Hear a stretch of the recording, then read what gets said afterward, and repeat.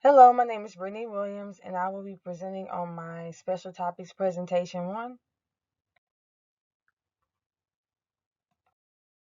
The article that I chose to do my presentation on is called Should I Stay or Should I Go? Relationship Satisfaction, Love Styles, and Religion Compatibility Predicting the Fate of Relationships by Vincent Casip Borges. He wanted to see what makes a relationship last. He wanted to see if relationship satisfaction, intimacy, passion, decision/commitment, love styles, and shared religion affect whether couples stay together or break up. He talked about how love is a feeling that continues changing over time. So, with that, we would assume that those who are more satisfied in a relationship will stay together. So he looked at Sternberg's triangular theory of love, which is composed of intimacy, passion, and decision/commitment, and that makes up the triangle that you see on the presentation. Intimacy is measured by feelings of closeness and openness. Passion is the excitement and romance of the relationship. Decision/commitment is the dedication to the love on a long-term scale. He also looked at love styles by examining the colors of love theory, which is also on the presentation. And it's made up of 6 styles that are demonstrated in the picture. The first is Eros, which is physical attraction. Then you got Storge, which is friendship. Ludus, which is playing games. Agape, which is unconditional love. Mania, which is obsessive love. And Pragma, which is love that fits your partner into your world. Lastly, the study will look at shared religion in a relationship. It is estimated that religion is an important part of daily life for 68% of the world's population and 88% of Brazilians. And this study was done in Brazil.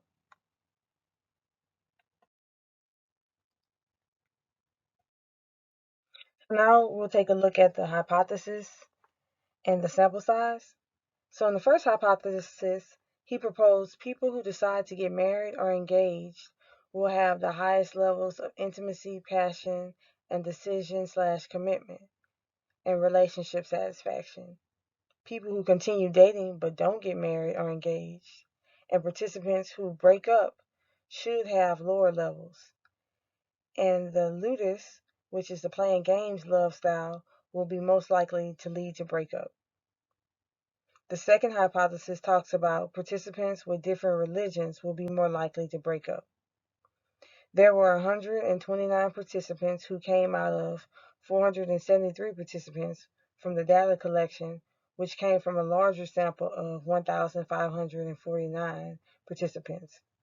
The dating participants who answered an email about the status of the relationship after 6 months were kept in the sample.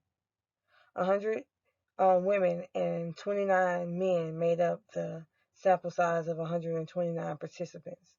The average age was 21 years old, and the average partner age was 22 years old.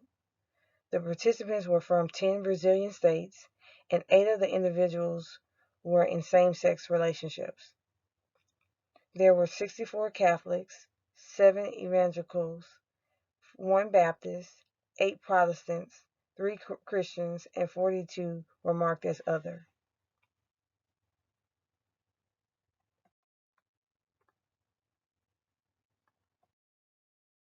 So next we'll look at the instruments and procedures. So there were 4 self-report questionnaires were given to the participants. The first was to get demographic information like age, gender, and sexual orientation. They were also asked to talk about a person that they love and the relationship they had with that person. The questions were open-ended and covered religion, education, and the feelings they felt for the person. The next questionnaire was the Relationship Assessment Scale, which is made up of 7 items that determine relationship satisfaction.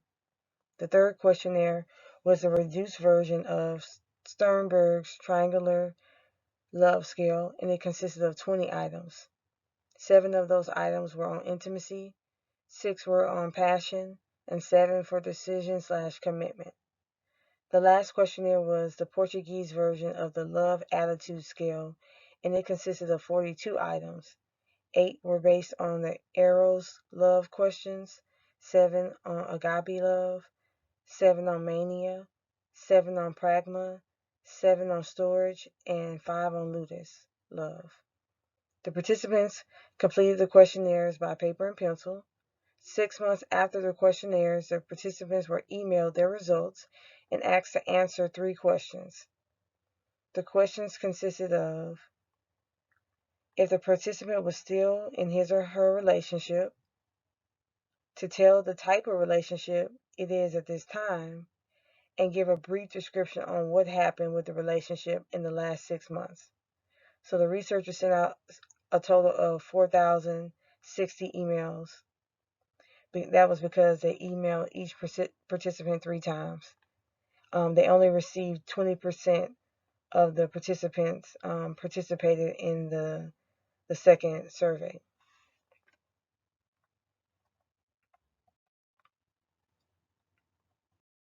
So now we'll look at the results.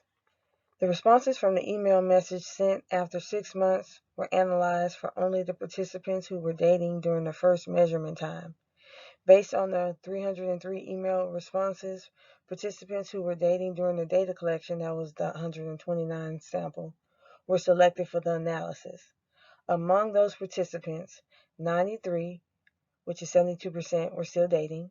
22, which is 17%, ended their relationship.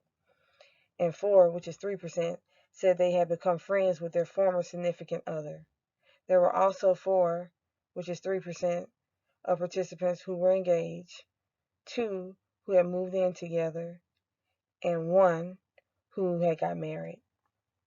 They found that dissatisfaction is a normal process over time in a relationship. The happiness of being together tends to decline with time, even in successful relationships. Sharing religion with your partner increased the odds of the relationship. 56% of those who broke up had the same religion. The percentage of lovers who share religions was higher at 61% among participants who continued dating. And then finally, among the participants who had moved in together, got engaged, or got married, 71.4% of those cases had the same religion. The group of couples who continued dating over the 6 months period had satisfaction scores higher than the group of couples who got engaged. The couples who broke up had higher scores in the ludus, which was the playing games category.